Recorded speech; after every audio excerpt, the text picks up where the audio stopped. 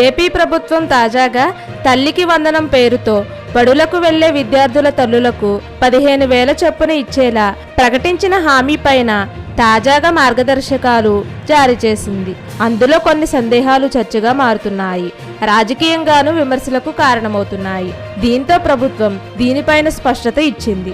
తల్లికి వందనం పథకం మార్గదర్శకాలు ఇంకా ఖరారు చేయలేదని పాఠశాల విద్యాశాఖ ప్రకటించింది. ఈ పథకం కింద 15,000 రావాలంటే ఇవే మార్గదర్శకాలంటూ సోషల్ మీడియాలో జరుగుతున్న తప్పుడు ప్రచారాన్ని నమ్మొద్దని కోరింది. తల్లికి వందనం పథకం విధి విధానాలు ప్రభుత్వం రూపొందించిన తర్వాత విడుదల చేస్తామని, అప్పటి వరకు ఎలాంటి అవాస్తవాలు నమ్మొద్దని సూచించింది. వైసీపీ అధికారంలో ఉన్న సమయంలో అమ్మఒడి పేరుతో బడులకు వెళ్లే పిల్లలు తల్లుల ఖాతాలో నగదు జమ చేసింది.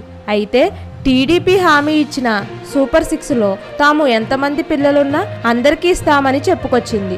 చంద్రబాబు, పవన్ సైతం ఇదే అంశాన్ని ప్రధానంగా ప్రచారం చేశారు. ఈ పథకం అమలుకు సంబంధించి ప్రభుత్వం తాజాగా జీవో నెంబర్ 29 విడుదల చేసింది. ఎన్నికల సమయంలో ఒక ఇంట్లో ఎంతమంది పిల్లలు ఉంటే అంతమందికి అమలు చేస్తామని చెప్పి జీవోలో ఈ విధంగా ప్రస్తావన చేయడం పైన ఇప్పుడు లబ్ధిదారుల్లో చర్చ సాగుతుంది. ఎన్నికల హామీని విస్మరించేలా ప్రభుత్వ జీవో ఉందంటూ విమర్శలు మొదలవుతున్నాయి. దీంతో విద్యాశాఖ తాజాగా స్పష్టత ఇస్తూ మార్గదర్శకాలు ఖరారు కాలేదని చెప్పుకొచ్చింది. దీని ద్వారా ప్రభుత్వం ఎన్నికల సమయంలో ఇచ్చిన హామీ మేరకే అమలు చేస్తారా, లేక ఏ విధంగా ఈ పథకం అమల్లో ముందుకు వెళ్తారనే విధి విధానాలు ఖరారు ద్వారా స్పష్టత రానుంది.